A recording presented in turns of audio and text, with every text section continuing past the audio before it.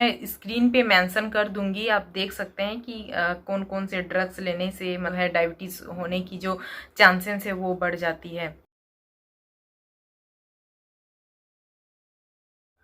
Hello guys, welcome back in my channel each perceive nature. Guys, आज के video में मैं डायबिटीज़ के बारे में डिस्कस करने वाली हूँ, जिसमें मैं बताऊंगी कि डायबिटीज़ क्या है, डायबिटीज़ किसे होते हैं, डायबिटीज़ क्यों होते हैं, इसके क्या क्या टाइप्स हैं, इसके क्या क्या काउजेज़ हैं, मतलब कारण क्या है, और इसे कैसे बचा जा सकता है। तो चलिए चलते हैं पहले पॉइंट्स की ओर। What is diabetes? So according to NIDDK, and NIDDK क्या है मैं ये स्क्रीन पे मेंशन कर दूंगी। So according to NIDDK, diabetes is a group of disease that result too much sugar in the blood। Means कि डायबिटीज़ कई बीमारियों का लक्षण है। डायबिटीज़ हमारे बॉडी के जिस सिस्टम में होता है उस सिस्टम को डाइजेस्टिव सिस्टम कहते हैं। यानी कि जब डाइजेस्टिव सिस्टम में बहुत सारी गड़बड़ियां आ जाती है तभी हमारा जो डायबिटीज़ जैसी बीमारियां जो है उसके हम शिकार बन जाते हैं। इसीलिए इसे ग्रुप ऑफ डिजीज़ कहा गया है। तो डाइजेस्टिव सिस्टम के जिस पार्ट्स में डायबिटीज़ होते हैं उस पार्ट्स का नाम है पैंक्रियाज।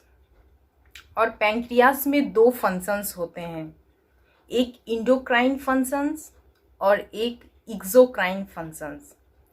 एक्सोक्राइन फंक्शंस और इंडोक्राइन फंक्शंस जब होते हैं तो दोनों ही प्रोसेस में दो केमिकल या हार्मोन रिलीज होते हैं।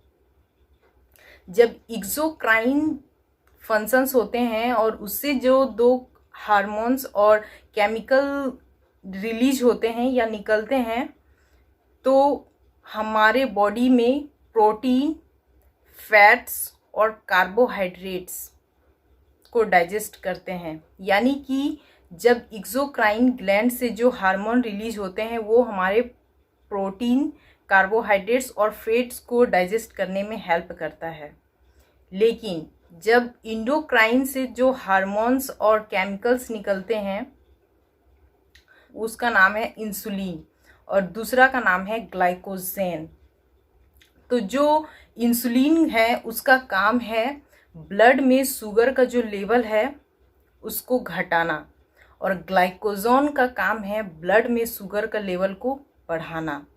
तो जब हमारा पैंक्रियाज अनहेल्दी हो जाता है जिसके कारण से पैंक्रियाज के कई सेल्स जो हैं वो डेथ कर जाते हैं तो पैंक्रियाज एक अच्छा फंक्शंस नहीं कर पाता है, जिसके कारण उससे रिलीज होने वाले जो हार्मोन्स हैं वो भी अच्छे से फंक्शन नहीं करते हैं, जिसके कारण से क्या होता है कि इंसुलिन नॉन फंक्शनल और अनएक्टिव होने लगता है। ब्लड में जो शुगर का लेवल है वो घटा नहीं पाता है, लेकिन ग्लाइकोजन तो कंटिन्यू काम कर रहा है, वो तो कंटिन्यू ब्लड में शुगर के लेवल को बढ़ा रहा है। तो जब दोनों अच्छे से काम नहीं कर पाते हैं तो जो हमारा नॉर्मल रेशियो है ब्लड में शुगर का वो अनबैलेंस हो जाता है और हमारे ब्लड में शुगर का लेवल बढ़ जाता है, क्योंकि घटाने वाला जो हार्मोन्स है वो अच्छे से काम कर ही नहीं रहा है। इसी कारण से हमारे ब्लड में जो शुगर का लेवल है वो बढ़ जाता है और डायबिटीज जैसी बीमारियां हो जाती है। तो एक हेल्दी पर्सन का जो नॉर्मल रेंज है ब्लड में शुगर का वो है 70 to 110 मिलीग्राम पर डेसीलीटर।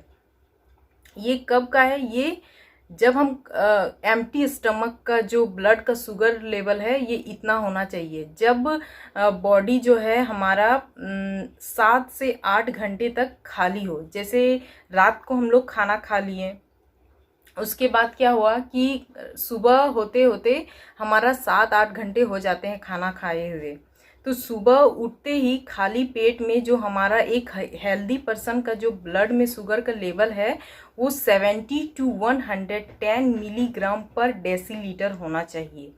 लेकिन ठीक खाने के बाद हमारा जो शुगर का लेवल है वो 110 to 140 मिलीग्राम मिलीग्राम पर डेसीलीटर होना चाहिए। ये एक नॉर्मल और हेल्दी पर्सन का जो है रेंज है वो होना चाहिए। लेकिन अगर बढ़ता है तो जो है हमारा बॉडी में डायबिटीज़ बढ़ रहे हैं, या फिर इंसुलिन डैमेज हो रहा है, या फिर पैंक्रियाज डैमेज हो रहे हैं, उनके सेल्स डैमेज हो रहे हैं, जिसके कारण से अच्छे फंक्शंस नहीं हो रहे हैं, और जितना ऑप्टिमल रेंज होना चाहिए एक नॉर्मल बॉडी या हेल्दी बॉडी का, उससे वो उतना रह नहीं पा रहा है, अप डाउन्स उसमें आ रहे हैं। अब चलिए चलते हैं इसके नेक्स्ट पॉइंट में। तो इसके नेक्स्ट पॉइंट है टाइप्स ऑफ डायबिटीज़। तो डायबिटीज़ 3 तरह के होते हैं, टाइप 1, टाइप 2 और गेस्टेशनल डायबिटीज़, मतलब 3 तरह के डायबिटीज़ होते हैं। तो टाइप 1 जो डायबिटीज़ होते हैं 1 वीक के अंदर उसका जो लक्षण है वो दिखाई देने लगते हैं। लेकिन जो टाइप 2 के डायबिटीज़ हैं उसके लक्षण दिखने में लगभग 2-3 साल लग जाते हैं, या फिर बोले कुछ साल लग जाते हैं। या फिर कुछ कुछ पेशेंट में ऐसे भी होते हैं कि जो उसका लक्षण तब तक उसे समझ में नहीं आता है पेशेंट को जब तक कि कोई सीरियस हेल्थ प्रॉब्लम डायबिटीज़ से ना हो जाए। जैसे ब्लड विजन, मतलब उसे धुंधलापन दिखाई देना। दूसरा हार्ट ट्रबल, हार्ट से रिलेटेड कोई जब तक कि कोई डिजीज़ ना आ जाए तब तक उसे समझ में नहीं आता है कि मतलब डायबिटीज़ जैसे बीमारी भी मुझे हो सकती है। तो जब इंसान को ऐसे सीरियस प्रॉब्लम हो जाते हैं तब वो जब चेक कराते हैं तब पता चलता है कि उसके जो डायबिटीज़ हैं, जो डायबिटीज़ का जो रेंज है वो काफ़ी ज़्यादा बढ़ गया है, या फिर अनबैलेंस हो गया, जिसके कारण से मुझे ऐसी हेल्थ प्रॉब्लम्स हुई है। गेस्टेशनल जो डिजीज़ हैं, मतलब गेस्टेशनल टाइप जो डायबिटीज़ हैं वो अक्सर प्रेगनेंसी के टाइम दिखाई देते हैं उसके लक्षण। तो अब जानते हैं कि उसके लक्षण क्या क्या हैं। तो उसके लक्षण में ये है कि पहला लक्षण उसका यही है, थ्रस्ट, इंक्रीज थ्रस्ट और यूरिनेशन, मतलब उसमें प्यास बहुत जल्दी लगती है और जो गला है बहुत सूखने लगता है, जिसके कारण से हमें प्यास बहुत लगती है। प्यास लगने के कारण हमें बहुत जल्दी जल्दी यूरिनेशन की भी प्रॉब्लम आती है, टॉयलेट्स के भी प्रॉब्लम्स आती है। दूसरा इसका है इंक्रीज हंगर, भूख भी बढ़ जाती है हमारी, जो पहले जितना हम खाते थे उससे कई ज़्यादा हमें भूख लगने लगती है। तीसरा है इसका कि ब्लड विजन, वही धुंधलापन दिखाई देना, या फिर जो विजन पावर है उसका घट जाना। चौथा है numbness of hands and legs, मतलब हाथों और पैरों का सुन्न पड़ जाना, थकान महसूस होना। Sores that do not heal, जब डायबिटीज़ के पेशेंट को जख्म हो जाते हैं तो वो जल्दी भरते नहीं हैं और ठीक नहीं होते हैं।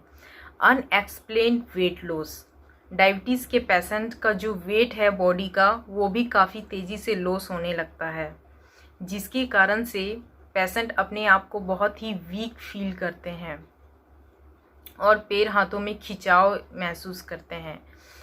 यही कुछ लक्षण हैं जो हमें डायबिटीज़ के पेशेंट्स में देखने को मिलते हैं, जिससे हम जान सकते हैं कि हमें डायबिटीज़ है कि नहीं है। इसीलिए कहते हैं कि 30 की एज पार करने के बाद हमें समय समय पर ज़रूर डायबिटीज़ का जो रेंज है वो चेक करते रहना चाहिए। नेक्स्ट पॉइंट है कॉज। तो टाइप 1 के जो कॉज हैं वो है वीक इम्यूनिटी सिस्टम।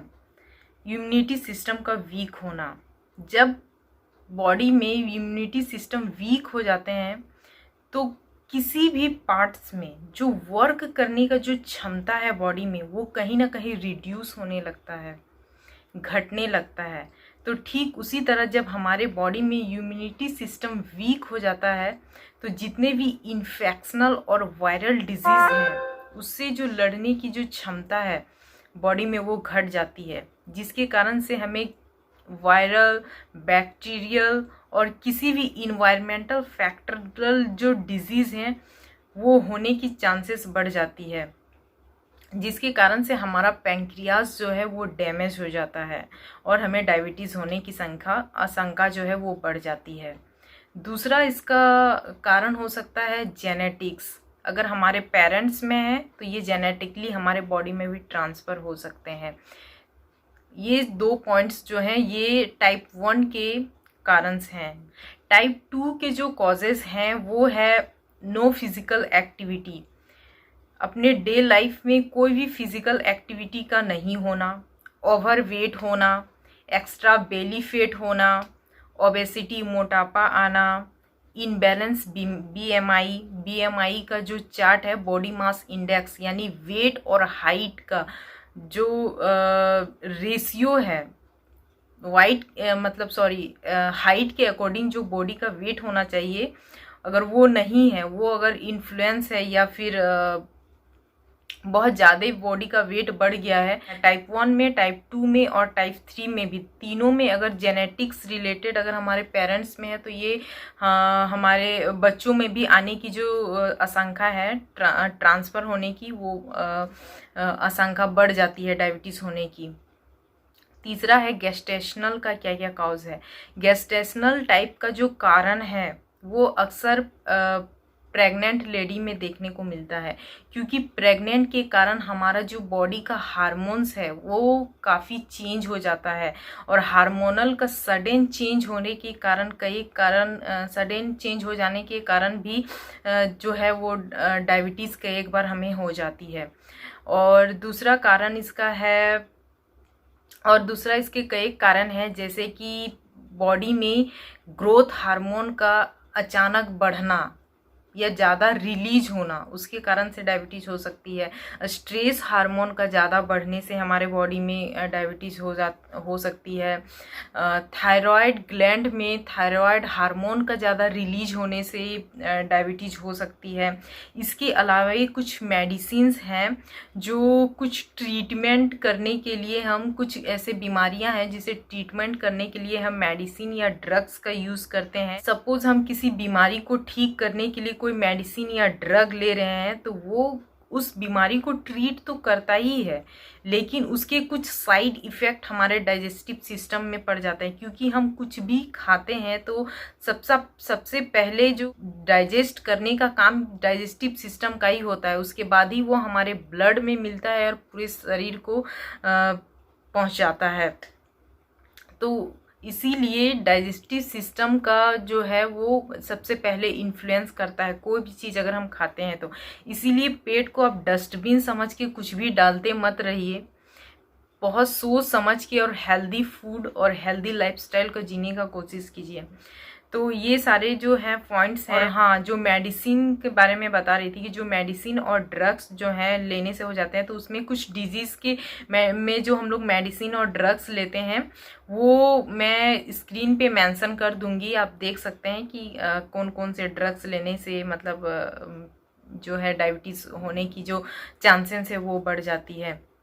इसके अलावे जो है प्रिकॉशंस और इसके जो क्योर हैं ये आप तभी संभव कर सकते हैं जब आप एक हेल्दी लाइफस्टाइल को एडॉप्ट करते हैं, अपने बैलेंस डाइट लेते हैं, हेल्दी फूड लेते हैं, अपने वेट को मेंटेन रखते हैं, अच्छी नींद लेते हैं, तभी जाके आप डायबिटीज़ जैसी बीमारियों का जो है इलाज कर पाएंगे या फिर इसका निवारण कर पाएंगे। अदरवाइज आप डायबिटीज़ को कभी लाइफ टाइम ठीक नहीं कर पाएंगे। इसीलिए मैं बोलती precaution is better than cure. आप जितना ज़्यादा हो सके आप शुरू से ही अपना लाइफस्टाइल को अच्छे से रखें, हेल्दी लाइफस्टाइल को एडॉप्ट करें, अच्छे फूड खाएं, अच्छे एक्सरसाइज कीजिए, अच्छी नींद लीजिए, स्ट्रेस को मैनेज कीजिए और अपनी लाइफ को अच्छी बनाइए।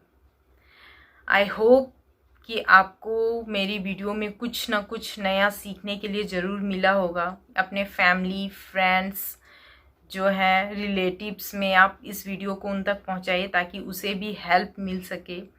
और बस मैं इन्हीं सारे बातों के साथ अपने बात को विराम देती हूँ और Don't forget to like, share and subscribe.